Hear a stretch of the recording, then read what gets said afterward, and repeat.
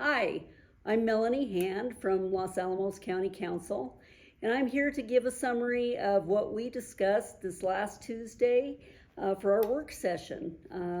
So we had about a 5-hour meeting, a lot of extensive discussion, and we had some great reports. And so I wanted to give you a summary of that, and I'll try to keep it somewhat short.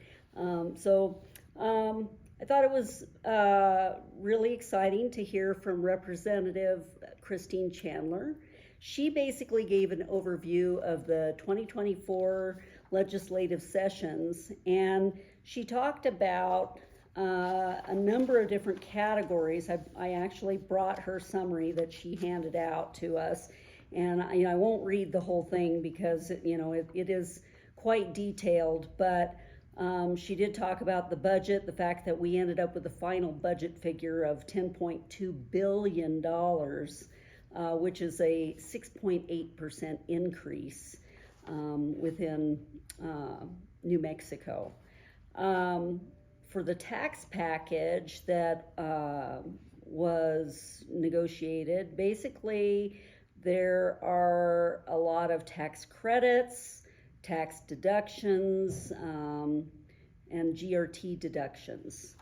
So I encourage anybody who's interested in that to maybe, go to Christine Chandler's website, and you can probably find out a lot more details about that. Regarding education, Workforce Development and Apprenticeship Fund was something that she personally worked on, which supports the training and apprenticeship programs for jobs in the trades. And this includes a $50 million budget appropriation.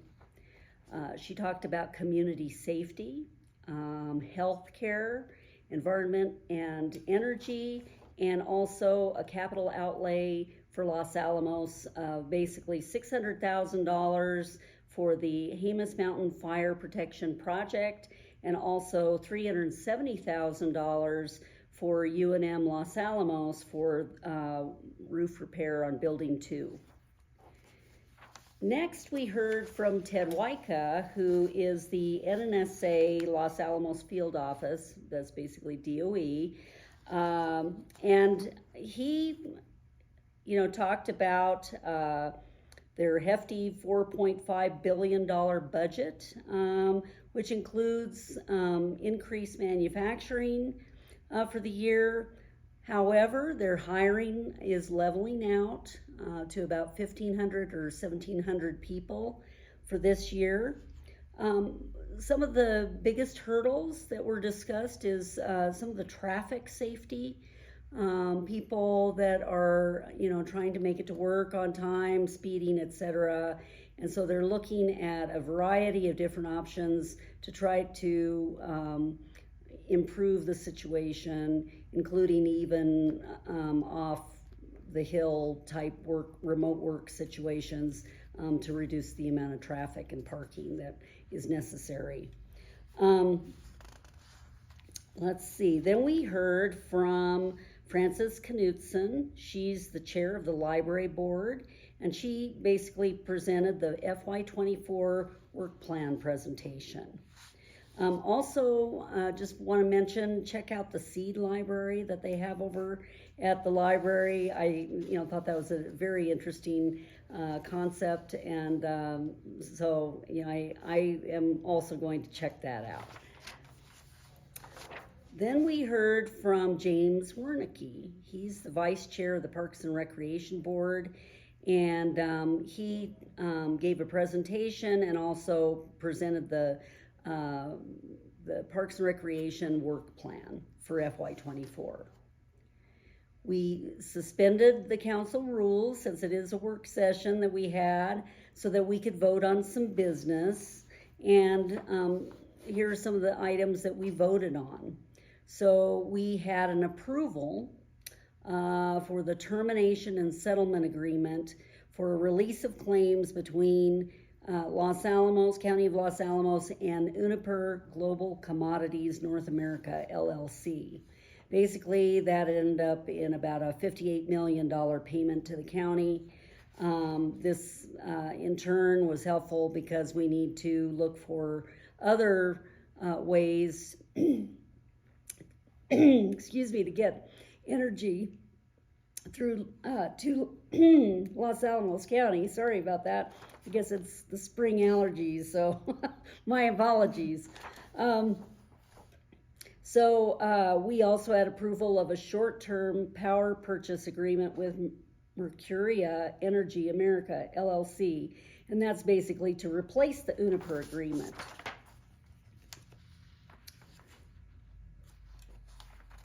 Okay.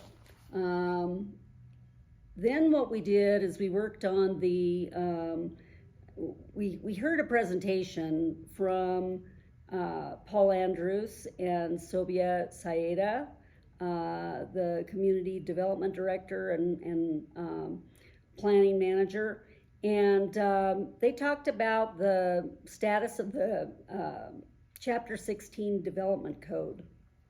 Basically, you know, the cleanup that is currently going on. We had a little bit of a discussion about what is going on and their schedule. Probably the most extensive part of our meeting was related to the Chapter 6 Animal Ordinance.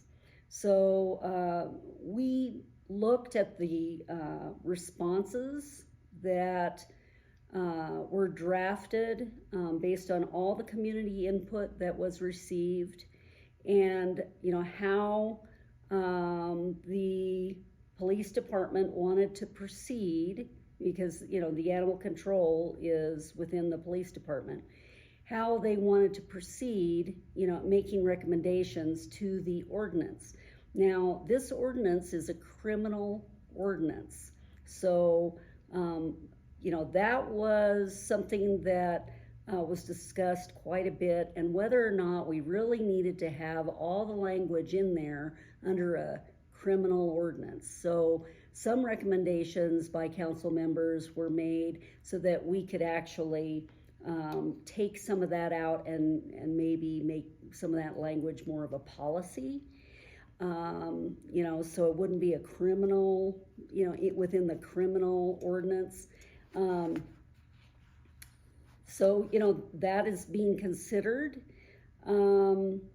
We went through all the sections of the recommendations, you know, for this ordinance change. And I think some of the other things that were discussed is the possible development or clarification of the mission of the Animal Control Department,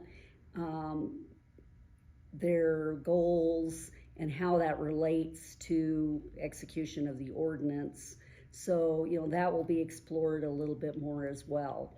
So those recommendations were vetted through all the county council, and that input is now being digested by the police department and their staff, and then we will receive something in the near future to review again to see how things have changed based on county council's comments.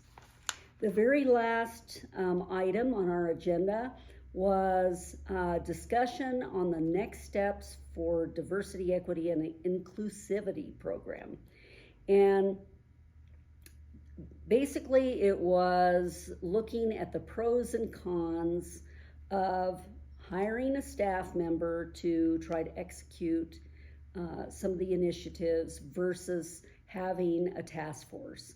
And I think that, you know, the input from the council was primarily let's consider a task force over hiring a staff member. That covers our meeting for this last Tuesday. I hope that you found some of these items of interest to you, and if you did, please check out the complete